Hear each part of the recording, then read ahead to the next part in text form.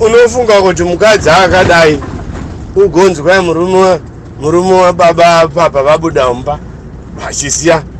vachisiya dapu rakunanzva rakadai so iri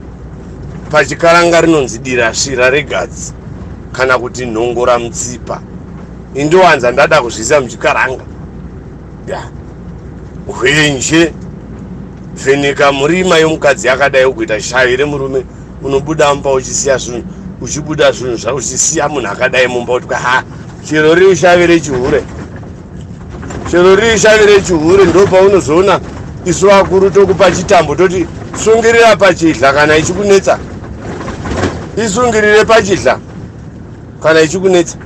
kana kuirova neshamu uinyambudzira nechishamuso woidzosera munduwe wosiya mukadzi akadai so utonzi kwai baba vepanhingi tavaona vanga vane girlfriend vachisiya mukadzi akadai. Unenge uchidei wosora zvese in one yakadai so iyi woti kwai ndazozi inovakomana handi kuti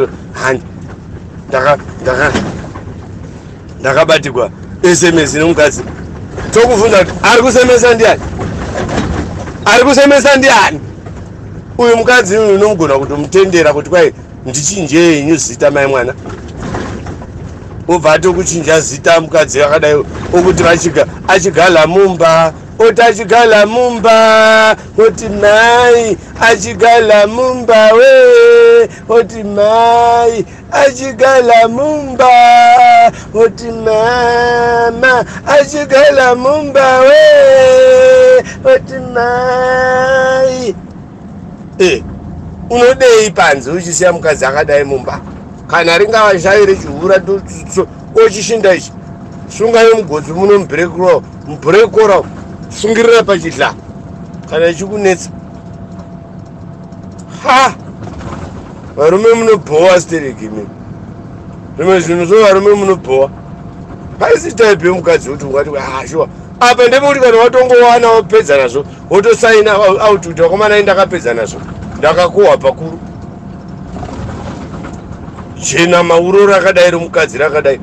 unotofonera kudenga kuti nhaye mwari ngiro dzakakwana here ko kuno kuti kune imwe yandaita melas kuno iri mudheni mangu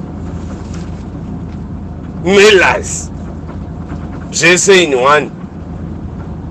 wosvora zvawaitirwa nedhara ndobva vachitaurwa nyaya yemidzimu ya kuti mudzimu wakupa waita kukuramwira mudzimu pakadai wapiwa zvese